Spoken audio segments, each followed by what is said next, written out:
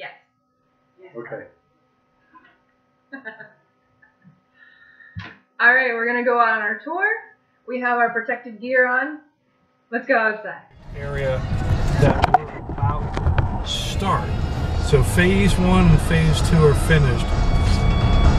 And there's a couple of different points to make. That area to the left is a stormwater pond that specifically, when the impervious surface of the road drains, it goes to that stormwater pond. And then in that stormwater pond, it allows for settling of the water.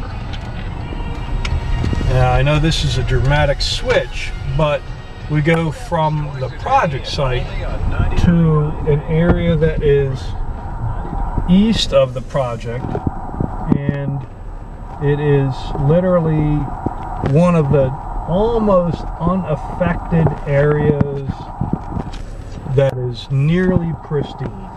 Now, if you don't consider the garbage that's dumped here, which is its own problem, which is specifically something that individuals need to consider. Individual responsibility is this garbage and crap that's here. But this lake, we're going to get out and take a look at and talk about.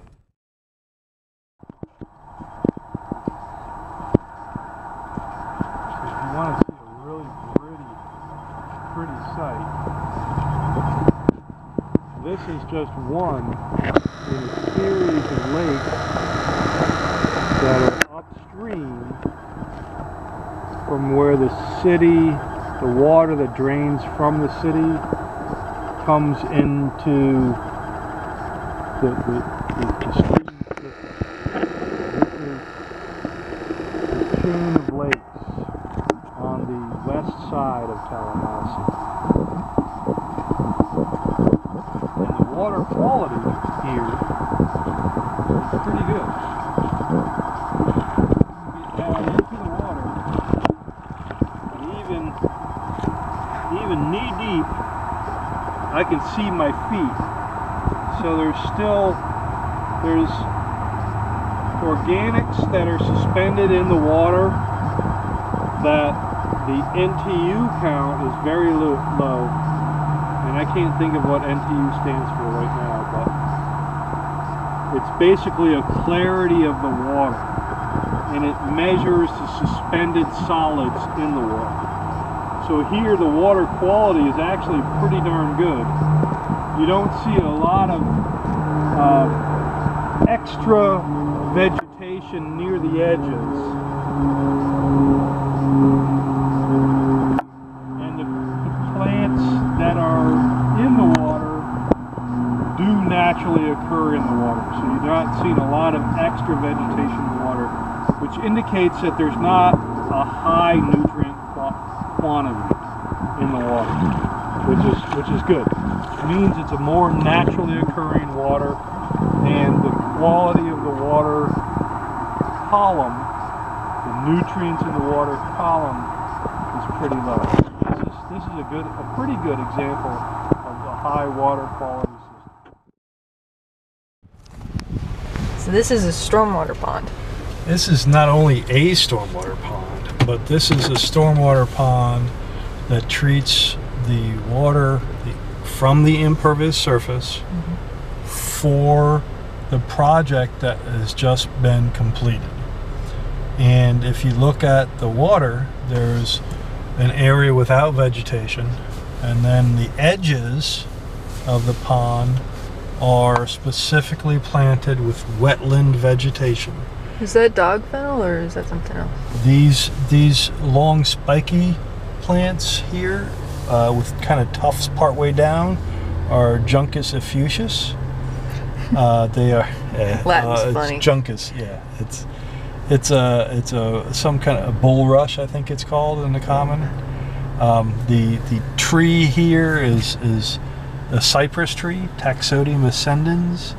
And if you want to have the argument that the ascendens and distichum are different or not different, I don't care.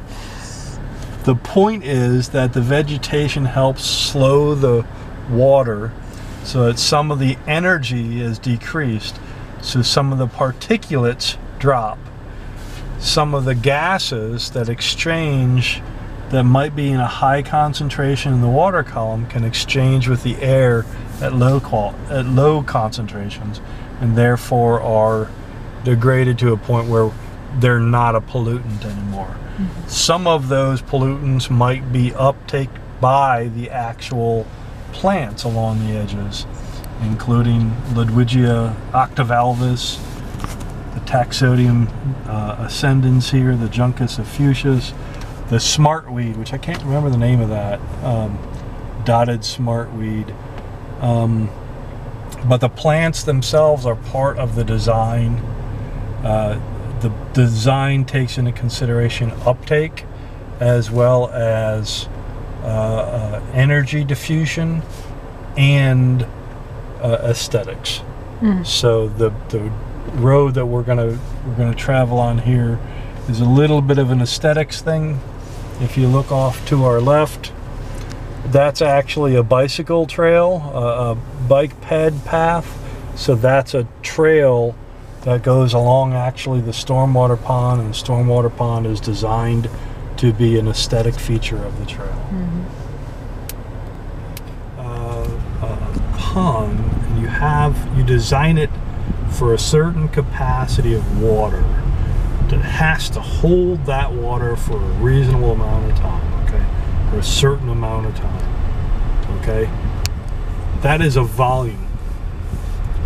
And strictly speaking, engineering-wise, that volume is easier to deal with if you have steeper slopes and...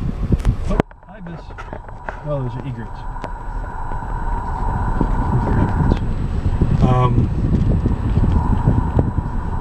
So the volume and the holding capacity is easier to deal with when you're talking about steeper slopes. But if you can make shallower slopes on the stormwater ponds, you're actually creating what we call a littoral shelf, which allows vegetation to occur and creates habitats for wading birds. So it not only does something as far as treating the water quality by uptake from the vegetation, but it also provides wildlife habitat. So we're constantly in that struggle of developing the ponds to do multiple things like nature does.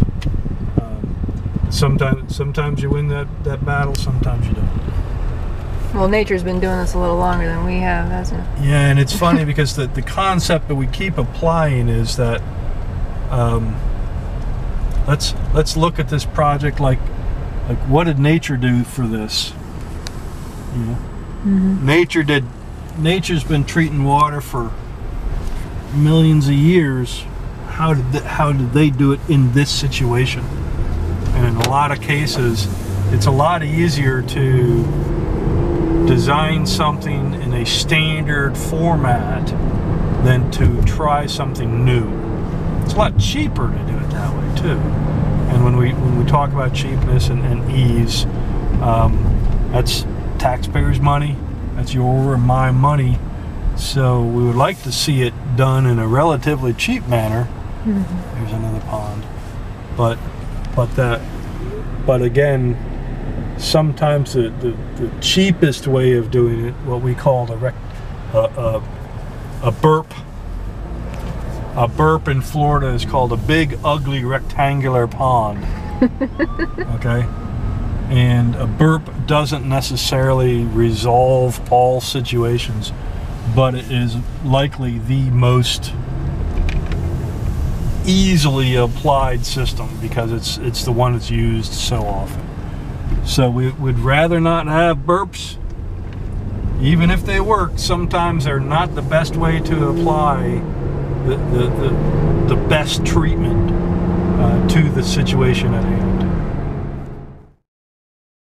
Canal, the ditches that come out of the city of Tallahassee drain to here. And when we we look at the water quality comparative between the chain of lakes and here, you'll see a distinct difference. In fact, just the vegetation on the outside edges indicate a higher nutrient content. Notice the vegetation on the edges. But not just that, look at the color of the water. It looks like there's more stuff in it, like there's suspended solids. There is. There's a much higher quality or much higher quantity of suspended solids. When I talked about the physics of water, the higher energy and water settling, if you can slow water down, it actually settles and some of those suspended solids fall out. These ditches bring water right here to an area we're going to look at in just a second, which tries to do exactly that, and that is to slow the water down and allow for settling of the water, at the same time allow for nutrient uptake from the vegetation, as well as off-gassing a higher surface area on the surface of the water for off-gassing, so some of those potentially negative gases that are in the water column can actually filtrate into the air itself. We're going to look at that in a second.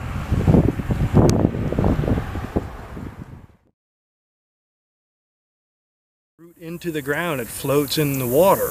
What's this called? It's called hyacinth. And you're saying it filters stuff out really well? I mean, It does a really good job filtering stuff out, except that it'll completely take over an area. Yeah.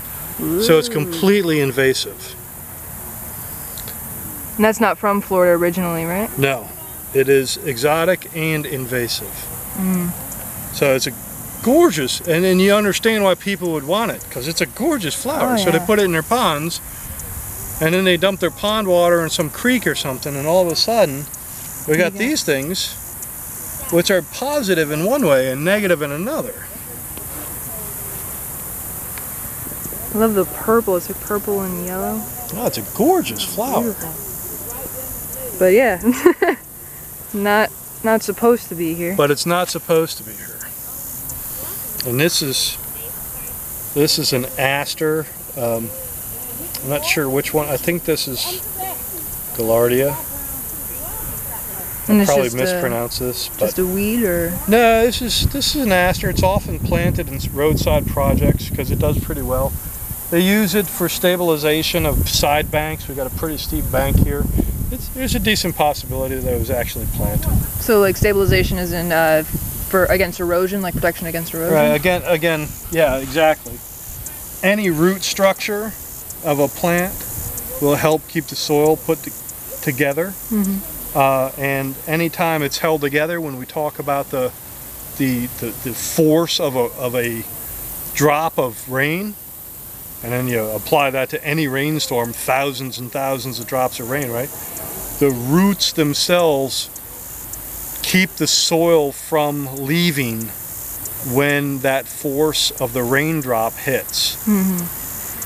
So it helps keep erosion from occurring. And then the plant above it often, very often, diverts the force of the raindrop from coming straight down. It hits the plant instead, and it diverts the force in a different direction, which decreases the force at the actual ground level, which again decreases sedimentation and erosion. And that's why we plant along the edges of roads, or plant along the edges of slopes to try to decrease the sedimentation and erosion along projects. Which would be good for even your home, because you decrease the erosion around your foundation, and then you. Agreed. Yeah. Agreed. On an individual basis, if you can keep the water from dripping off your drip line, often it will help decrease the erosion around your actual foundation itself. Yes.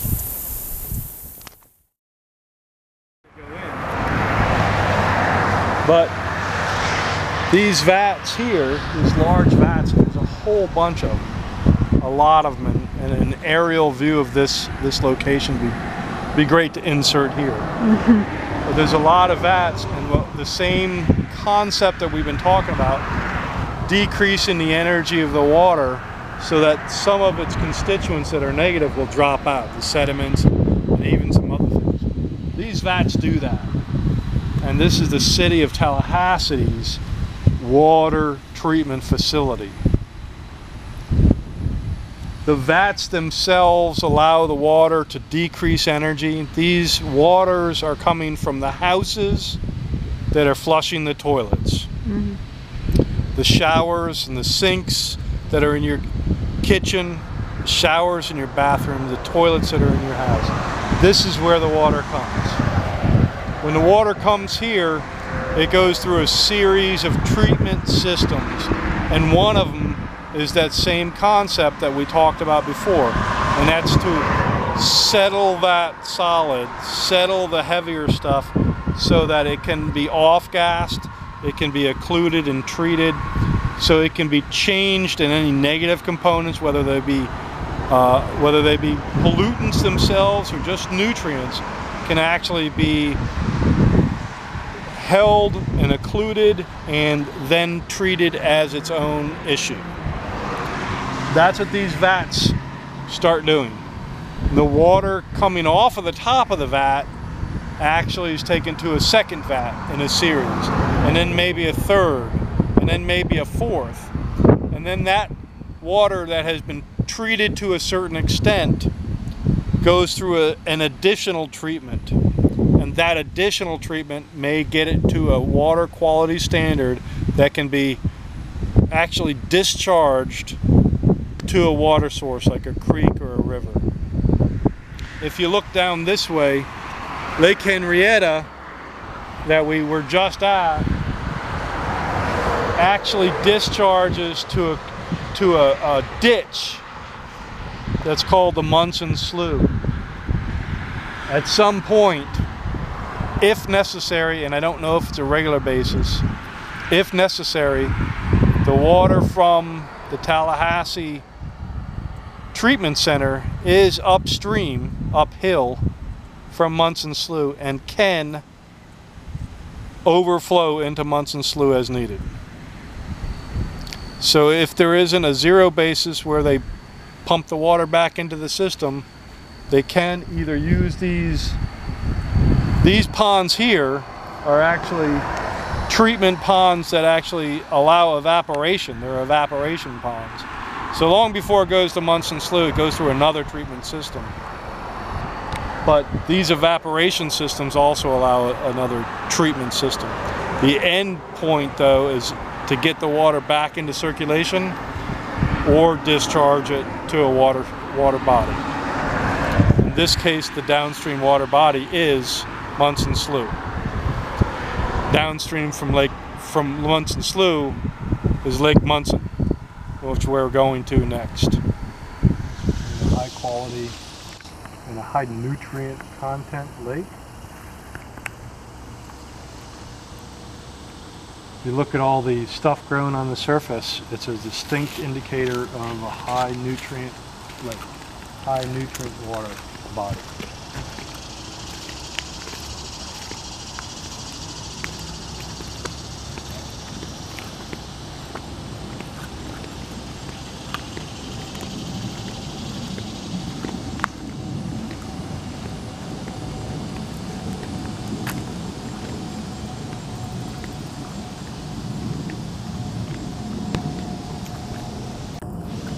A lot of the stuff you're seeing on the surface is different algae,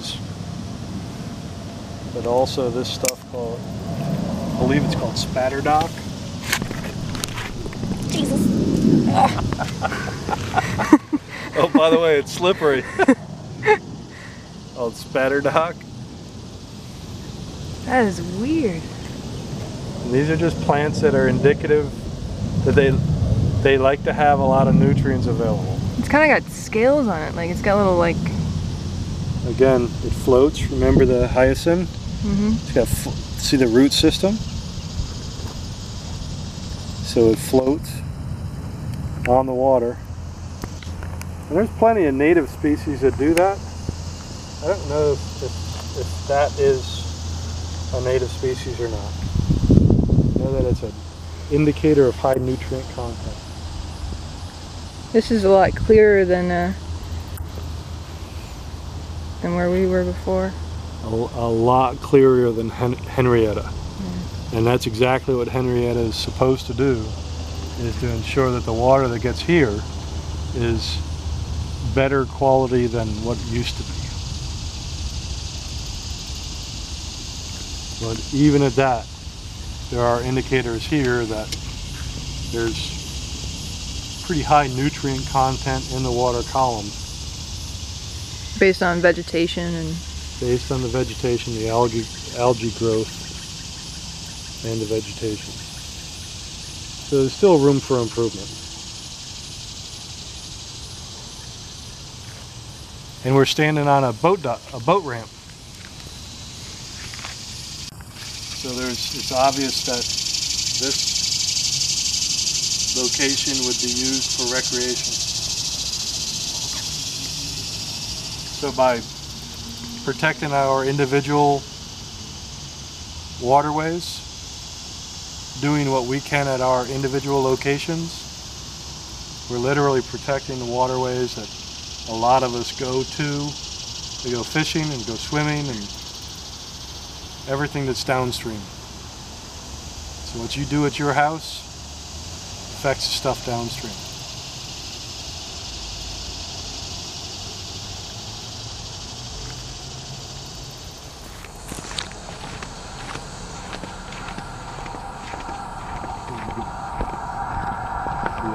Beauty berry.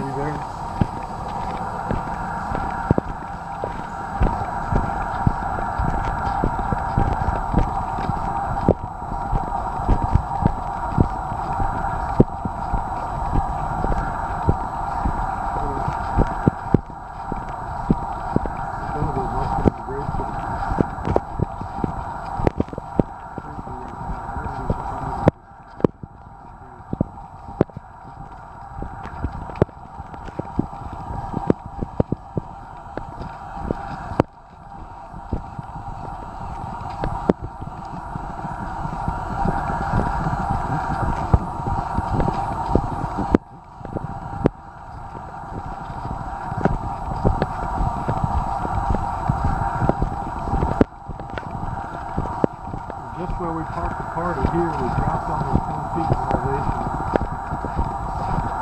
The water would flow from there to here.